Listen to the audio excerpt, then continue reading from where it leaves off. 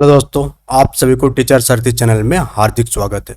जैसे कि आप सभी को पता है कि सीटेट की एग्ज़ाम जो है आपका जुलाई अगस्त महीना में कंडक्ट होने वाली है इस बार। और पेपर 2 का जो साइंस सेक्शन के जितने भी बच्चे हैं उन लोगों के लिए ये जो सेशन लाया गया है, आपका कंप्लीट साइंस को कवर किया जाएगा from class 6 to class 10th तक। आज हम लोग क्लास 6 का चैप्टर नंबर 2 को कवर करेंगे और इस सेक्शन से आप प्रीवियस ईयर क्वेश्चन को उठा के देखेंगे तो बहुत सारे क्वेश्चंस आपके पेपर में पूछे गए हैं। यानी इस सेक्शन को कंप्लीट अगर आप कर लेते हैं तो इजीली 3 to 4 मार्क्स आप गेन कर सकते हैं आपका अपना साइंस वाला सेक्शन में। तो इस चैप्टर में हम लोग क्या क्या पढ़ने वाले हैं, इस चैप्टर में हम लोग इंपॉर्टेंट टॉपिक देखेंगे जैसे कि बैलेंस्ड डाइट क्या होती है, संतुलित आहार किसे कहते हैं, बेरी बेरी क्या होती है, कार्बोहाइड्रेट के प्रमुख स्रोत, कार्बोहाइड्रेट का टेस्ट कैसे किया जाता है कि किसी खाद्य पदार्थ में कार्बोहाइड्रेट है या नहीं, इसके आप चेक कैसे करेंगे, ऊर्जा के स्रोत, वसा, खनिज।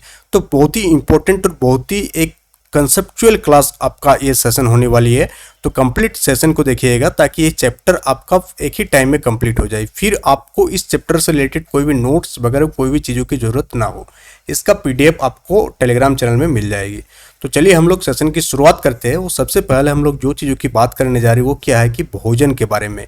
तो आपके मन में ये क्वेश्चन आ सकती है कि आखिर हम लोगों की भोजन की ज़रूरत क्यों होती है, आखिर हम लोगों की भोजन की ज़रूरत, जो भोजन हम लोग ग्रहण करते हैं, जो फूड हम लोग लेते हैं, उसकी ज़रूरत क्या है। तो सबसे पहले एक चीज़ जानिएगा, जितने भी जीवित प्राणी होती है यानी कि जो जितनी भी बायोलॉजिकल जीव होती है उनको बहुत सारे जैविक क्रिया करनी होती है। क्या क्रिया करनी होती है? जैविक क्रिया। तो इस जैविक क्रिया को सही ढंग से फंक्शन करने के लिए किसकी आवश्यकता होती है? तो ऊर्जा की आवश्यकता होती है। तो ये जो ऊर्जा है, जो ऊर्जा की आवश्यकता हो रही है हम लोगों को किसके लिए? जैविक क्रिया को संपन्न करने के लिए। तो उसी के लिए हम लोग क्या करते हैं? भोजन ग्रहण करते हैं। क्या ग्रहण करते हैं हम लोग? भोजन ग्रहण करते हैं। तो आपको ये क्लियर हो गया कि हम लोग भोजन क्यों ग्रहण करते हैं। तो ऊर्जा का रिक्वायरमेंट को फुलफिल करने के लिए ही हम लोग क्या करते हैं? भोजन ग्रहण करते हैं। तो हम लोग आगे बढ़ते हैं और हम लोग सबसे पहले कुछ इंपॉर्टेंट कॉन्सेप्ट को देख लेते हैं जो एग्जाम में आपके प्रीवियस ईयर क्वेश्चन में भी आप उठाएंगे तो पाएंगे कि विटामिन ए की कमी से कौन सी रोग होती है, आपसे पूछा जाएगा। तो सभी जानते हैं कि विटामिन ए की कमी से जो होती है रोतुंदी नामक रोग हो जाती है, जिसे हम लोग क्षीणता या दृष्टिहीनता के नाम से जानते हैं। इसका लक्षण की अगर पूछा जाए, अगर एप्लीकेशन बेस्ड क्वेश्चन पूछे आपसे तो उसका लक्षण भी आपको याद रखना है कि कमजोर दृष्टि हो जाती है, इसमें रात में देखने में दिक्कत होती है और कभी कभी तो पूरी तरह से दिखाई देना बंद हो जाती है। फिर एक आती है बेरी बेरी। तो बेरी बेरी नामक जो रोग होती है किसकी कमी के कारण होती है? तो विटामिन B1 की कमी के कारण बेरी बेरी नामक रोग हो जाती है। इसका लक्षण को आपको याद रखना है कि इसमें दुर्बल पेशियां और काम करने की ऊर्जा में इसमें कमी आती है। फिर आपका स्कर्वी नामक रोग किस विटामिन की कमी के कारण होती है? तो विटामिन C के कारण स्कर्वी नामक रोग होती है, जिसमें मसूड़ों से खून निकलती है और घाव भरने में अधिक समय लग जाती है। फिर आपका रिकेटस की कमी किस विटामिन की कमी के कारण होती है? विटामिन डी के कारण। तो ये जितने भी है vitamin A, B, C, D, इन सारे के कारण जितने भी रोग होती है उसको आप याद रखिएगा। यानी कि इसके अभाव के कारण अगर आपके खाना में विटामिन ए की कमी हो जाएगी तो रोतुंदी नामक बीमारी हो जाती है, विटामिन B1 की कमी हो जाएगी तो बेरी बेरी हो जाएगी। तो फिर आता नीचे आता आपका तीनों जो लिखा हुआ है आपका कैल्शियम हो गया, आयोडीन हो गया और आयरन यानी कि लौह हो गया। ये सारे क्या है? खनिज लवण है जो हम लोगों के बॉडी को बहुत ही अल्प मात्रा में आवश्यकता होती है। कितना मात्रा में? अल्प मात्रा में। और जो भोजन ग्रहण करते हैं हम लोग उसमें भी ये अल्प मात्रा में ही पाया जाता है। तो अस्थिया अगर कैल्शियम की कमी हो जाएगी तो जो बोन हो गया, दंत क्षय शुरू हो जाएगी, इसमें कमजोर अस्थिया हो जाएगी और दंत क्षय होगी। फिर घेंगा यानी कि गोइटर नामक जो रोग होती है किसके कारण होती है? आयोडीन की कमी से होती है। फिर जो लोह की कमी से कौन सा रोग होती है? अरक्तता रोग होती है। तो चलिए हम लोग आगे बढ़ते हैं। अभी तक हम लोग रोग देख लिए। उसके बाद आती है एक कॉन्सेप्ट कि FSSAI के मानकों के अनुसार ये क्या है? एक लोगो है। जो लोगो किसका है? FSSAI की लोगो है, जिसमें जो संपूर्ण पोषण स्वस्थ जीवन का अगर यहाँ लोगो लगा रहे हैं तो समझे कि उसमें सारे पोषक तत्व अवेलेबल है। हम लोग आगे देखेंगे कि विभिन्न प्रकार के खाद्य पदार्थों में क्या होती है। जितने भी हम लोग खाद्य पदार्थ ग्रहण करते हैं उसमें क्या क्या पाए जाते हैं। तो जो कच्ची सामग्री की जो संघटक होती है उसे हम लोग क्या कहते हैं? पोषक कहते हैं, यानी कि न्यूट्रिएंट्स कहते हैं। क्या कहते हैं? न्यूट्रिएंट्स। और न्यूट्रिएंट्स क्या करते हैं? जीवों के जो जैविक क्रियाओं को संपन्न करने के लिए जो ऊर्जा होती है उस ऊर्जा को प्रदान करती है। क्या? ये आपका पोषक यानी कि आपका न्यूट्रिएंट्स। अब हम लोग बात करेंगे कुछ प्रमुख पोषक तत्व का, जिनमें से एक हो गया आपका कार्बोहाइड्रेट। आपको एग्जाम में पूछा जाएगा कि कार्बोहाइड्रेट के स्रोत कौन कौन सी है और आपसे 4-5 ऑप्शन पूछा जाएगा। और उनमें से कोई एक ही ऑप्शन सही होगा जिसमें क्या पाया जाता होगा, कार्बोहाइड्रेट पाया जाता है। कार्बोहाइड्रेट के बारे में आपको कुछ कॉन्सेप्ट याद रखना है कि कार्बोहाइड्रेट में कार्बन पाई जाती है, हाइड्रोजन पाई जाती है और ऑक्सीजन पाया जाता है। किस अनुपात में पाया जाता है, तो 1:2:1 के अनुपात में ये तीनों जो पाई जाती है, क्या क्या, कार्बोहाइड्रेट, हाइड्रोजन और ऑक्सीजन किस अनुपात में, 1:2:1 के अनुपात में पाई जाती है।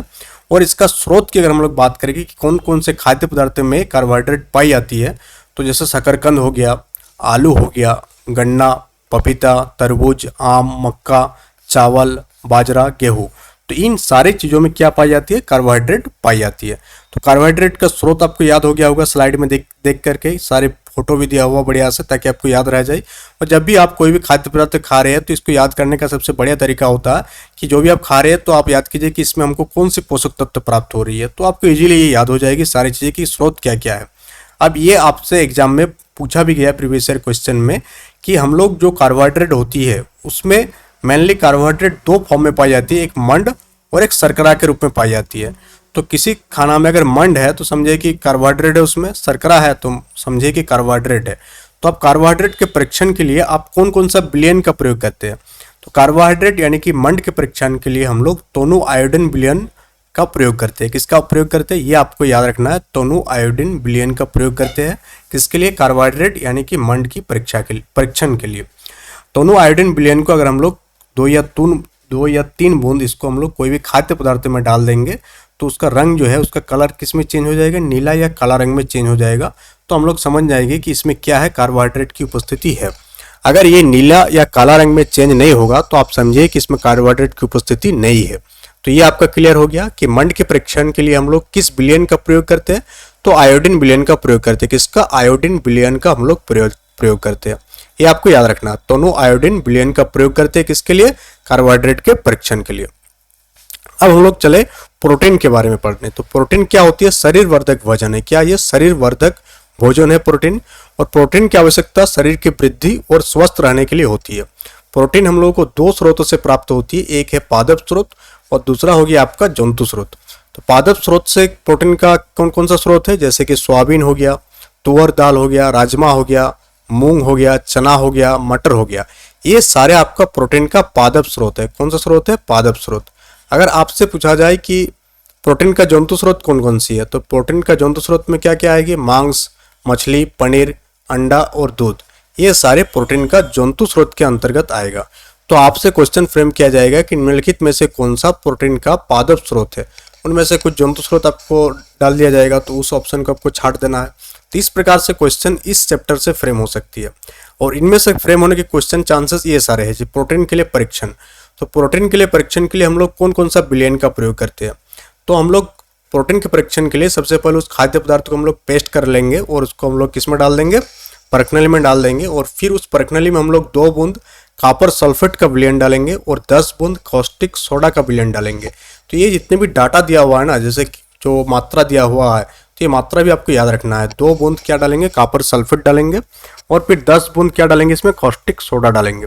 आप लोग कमेंट बॉक्स में कॉपर सल्फेट का केमिकल फार्मूला का लिखेंगे और कॉस्टिक सोडा का केमिकल फार्मूला लिखेंगे। अगर ये 2 बूंद डालने के बाद फिर उसको हम लोग क्या कर देंगे, हिला देंगे।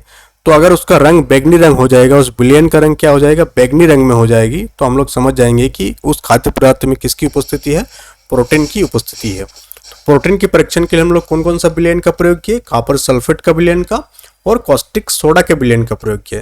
कॉपर सल्फेट का 2 बूंद डाले थे हम लोग और कॉस्टिक सोडा का हम लोग इसमें 10 बूंद डाले थे। और कलर इसका कौन सा चेंज हो गया, बैगनी रंग में अगर चेंज हो गया तो आप समझ जाएगी इसमें क्या है, आपका प्रोटीन की उपस्थिति है इसमें। फिर अगर हम लोग पढ़ेंगे वसा के बारे में, यानी कि फैट, ठीक है, फैट। तो फैट भी 2 स्रोतों से है, पादप स्रोत से फैट प्राप्ति होती है और जंतु स्रोत से फैट प्राप्ति होती है। और फैट से जनरली हम लोगों की क्या किसकी प्राप्ति होती है, ये ऊर्जा युक्त, यानी ऊर्जा गिवन, यानी कि जो ऊर्जा होती है उसका ये प्रदान करती है खाद्य पदार्थ। जैसे कि मूंगफली हो गया, ये सारे पादप स्रोत में आएगा। सरसों का तेल, सूरजमुखी का तेल, गिरी हो गया, तिल हो गया, ये सारा आपका पादप स्रोत हो जाएगा।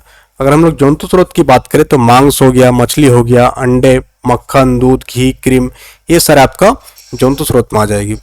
फिर अगर हम लोग बात करें वसा के परीक्षण के लिए हम लोग क्या करते हैं, तो कोई भी खाद्य पदार्थ जिसमें वसा की आपको चेक करना है उसको आप क्या सूखे कागज पर क्या रगड़िए, तो अगर उसमें अगर धब्बा आ जाएगा, क्या आ जाएगा, धब्बा आ जाएगा, तो समझ जाइए कि उसमें किसकी उपस्थिति है, वसा की उपस्थिति है। किसकी धब्बा, यानी तेल की धब्बा अगर आ गया तो उसमें वसा की उपस्थिति है, और कोई धब्बा ना रहे तो उसमें वसा उपस्थित नहीं है। बहुत ही सिंपल है वसा वाला। मैक्सिमम चांसेस में आपको कार्बोहाइड्रेट और प्रोटीन वाला ही पूछा जाता है क्योंकि उसमें थोड़ा डाटा दिया हुआ है। फिर हम लोग बात करेंगे कि विभिन्न पोषक हमारे शरीर के लिए क्या करते हैं, यानी कि जो कार्बोहाइड्रेट, प्रोटीन, वसा हम लोग जो लेते हैं भोजन में उसकी क्या जरूरत है। फिर विटामिन हो गया, खनिज लवण हो गया, ये सारे हम लोगों के शरीर के लिए क्यों आवश्यक है। तो आप पहले ही देखें कि विटामिन जो होती है हम लोग के शरीर की रक्षा करते हैं, और विटामिन आंख, अस्थि, दांत और मसूड़े के स्वास्थ्य करने में हेल्प करती है। साथ ही जो कार्बोहाइड्रेट होती है वो हम लोग को एनर्जी गिवन फूड है, यानी कि ऊर्जा प्रदान करते हैं। वसा से भी ऊर्जा मिलती है। अगर आपसे पूछे कि वसा और कार्बोहाइड्रेट दोनों में ही क्या मिलती है, ऊर्जा प्राप्त होती है, बट किसमें ज्यादा ऊर्जा प्राप्त होती है, तो वसा से हम लोगों को ज्यादा ऊर्जा की प्राप्ति होती है। प्रोटीन की आवश्यकता शरीर की वृद्धि के लिए होती है, और इसे हम लोग क्या कहते हैं, शरीर वर्धक भोजन कहते हैं। तो पूछा जाएगा कि निम्नलिखित में से कौन सा शरीर वर्धक भोजन है, तो प्रोटीन जो है शरीर वर्धक भोजन में हम लोगों को आती है। फिर हम लोग विटामिन ए के स्रोत की बात करें तो विटामिन ए के स्रोत हम लोग का पपीता हो गया, गाजर हो गया, आम हो गया, दूध, मछली का तेल, ये सारे विटामिन ए के स्रोत है। और विटामिन ए से क्या होती है, हमारे त्वचा और आंख को ये स्वस्थ रखती है। अगर हम लोग विटामिन बी की बात करें तो विटामिन बी से कौन सी रोग होती है, आप कमेंट बॉक्स में कमेंट करके लिखेंगे। स्लाइड ए में हम लोग इसकी बात किए थे। विटामिन बी किस में पाई जाती है, चावल में विटामिन बी पाई जाती है, गेहूं में पाई जाती है, और यकृत में विटामिन बी पाई जाती है। फिर हम लोग विटामिन सी की बात करेंगे तो विटामिन सी किसमें, यानी कि इमली में पाया जाता है, अमरूद में, संतरा में, टमाटर में, नींबू में, आंवला में, ये सारे में विटामिन सी पाई जाती है। और विटामिन सी क्या करती है कि रोगों से लड़ने में हमको मदद करती है। क्या करती है, रोगों से लड़ने में ये मदद करती है। फिर हम लोग आ जाते हैं विटामिन डी। विटामिन डी मछली, अंडा, मक्खन, दूध, इन सारे में विटामिन डी पाया जाता है। और विटामिन डी हम लोग को अस्थियों और दांतों के लिए क्या करती है, कैल्शियम का उपयोग करने में हमारे शरीर की सहायता करते हैं। साथ ही साथ जो सूर्य प्रकाश होती है, सूर्य प्रकाश में भी हम लोगों का जो सनलाइट होती है, सनलाइट में भी क्या पाई जाती है, विटामिन डी पाई जाती है। इसलिए बोला जाता है कि सुबह सुबह के टाइम में हम लोगों को जो होती है सूर्य प्रकाश की उपस्थिति में रहना चाहिए ताकि बॉडी में विटामिन डी की कमी ना हो। फिर हम लोग बात करेंगे खनिज लवणों के बारे में। तो खनिज लवणों की जो स्रोत है, कौन कौन सा स्रोत है, जैसे खनिज लवण में आयोडीन का नाम आता है, कैल्शियम का नाम आता है, फास्फोरस का नाम आता है। तो जैसे आयोडीन हो गया, आयोडीन का स्रोत क्या क्या है, पालक हो गया, मछली हो गया, अदरक हो गया, इन सारे में आयोडीन पाई जाती है। साथ ही साथ जो नमक होती है, नमक में भी हम लोग को क्या होती है, आयोडीन पाई जाती है। नमक का रासायनिक नाम आप कमेंट बॉक्स में कमेंट करके लिखेंगे कि नमक जो है उसका रासायनिक नाम क्या है। आप देखेंगे यहाँ फास्फोरस का कुछ स्रोत यहाँ दिखाया है, बनाना हो गया, दूध हो गया, अनाज हो गया, मिर्च हो गया, ये सारा आपका फास्फोरस खनिज लवण का स्रोत है। लोहे के स्रोत में हम लोगों का पालक हो गया, सेब हो गया, यकृत हो गया, तो ये सारे में लोहे पाया जाता है। अगर हम लोग बात करें कि इन सारे पोषक तत्व के अलावा भी हम लोगों को बॉडी को आहारी रेशे की जरूरत होती है। क्यों जरूरत होती है, जो भी भोजन हम लोगों को नहीं पचता है उसको बाहर निकालने में कौन हेल्प करता है, आहारी रेशे उसको हेल्प करती है बाहर निकालने में। आहारी रेशे को दूसरा नाम क्या है, रुक्षांश के नाम से भी हम लोग आहारी रेशे को जानते हैं। फिर हम लोग बात करेंगे संतुलित आहार का। संतुलित आहार किसे कहते हैं, यानी कि वैसा आहार जिसमें सारे पोषक तत्व बराबर मात्रा में रहे तो उसे हम लोग संतुलित आहार कहेंगे।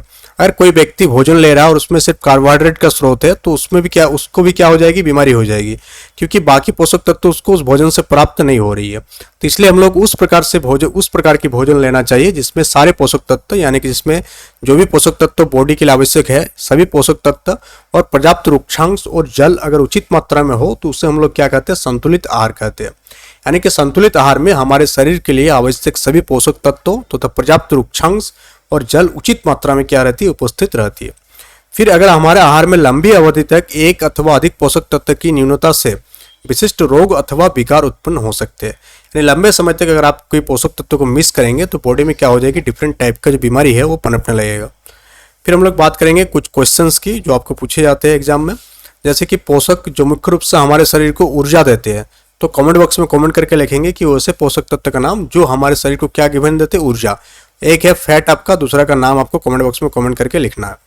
फिर आता है कि पोषक जो हमारे शरीर की वृद्धि और अनुरक्षण के लिए आवश्यक है, यानी कि बॉडी की वृद्धि और अनुरक्षण के लिए किसकी आवश्यकता होती है, प्रोटीन। कौन हो गया, प्रोटीन। तो आपको ये नाम याद होनी चाहिए। फिर आपका आ गया कि वो विटामिन जो हमारे अच्छी दृष्टि के लिए आवश्यक है। तो कौन सा विटामिन दृष्टि के लिए आवश्यक है? तो विटामिन ए जो होती है दृष्टि के लिए आवश्यक होती है। फिर आपका हो गया कि वो खनिज जो अस्थियों के लिए आवश्यक है, यानी कि आपके हड्डियों के लिए कौन सा खनिज आवश्यक है? तो कैल्शियम जो है आपका हड्डियों के लिए आवश्यक है। फिर है कि डैश की विटामिन डी के अभाव से होती है। तो किसकी डैश विटामिन डी की, तो कौन सा बीमारी विटामिन डी की कमी से होती है? तो रिकेटस नामक बीमारी जो होती है विटामिन डी की कमी से होता है। फिर डैश की कमी से बेरी नामक रोग होती है। तो विटामिन बी की कमी से क्या होती है? बेरी नामक रोग होती है, vitamin B1 specially. Vitamin C के अभाव से कौन सा रोग होती है? स्कर्वी। कौन सा रोग होती है? स्कर्वी नामक रोग जो होती है आपका विटामिन सी की कमी से होती है। और हमारे भोजन में डैश के अभाव से रोतंदी होती है। इसका आप कमेंट बॉक्स में कमेंट करके इसका आंसर देंगे कि किस पोषक तत्व के अभाव से या किस विटामिन की कमी से हम लोगों को रोतंदी नामक बीमारी हो जाती है। तो आज के सेशन में इतना ही। हम लोग पूरा चैप्टर 2 को कंप्लीट की। इससे रिलेटेड जो भी क्वेश्चंस आपको बन सकते थे वे सारे क्वेश्चंस आप फ्रेम किया जा सकता है सीटेट की ओर से, उन सारे के बारे में बात किया गया। तो सेशन कैसा लगा, सेशन के बारे में आप फीडबैक जरूर देंगे, ताकि आपका जब तक सीटेट एग्जाम होगी तब तक 6 to 10th के सारे साइंस और एसएसटी वाले सब्जेक्ट जो है आपका कवर हो जाएगा। साथ ही साथ साइकोलॉजी का क्लास भी आपका, यानी कि सीटीपी वाला क्लास भी आपका इसी चैनल के थ्रू मिल जाएगा। तो सीटेट को क्लियर करने के लिए चैनल के साथ जुड़े। That's all for today. Thank you.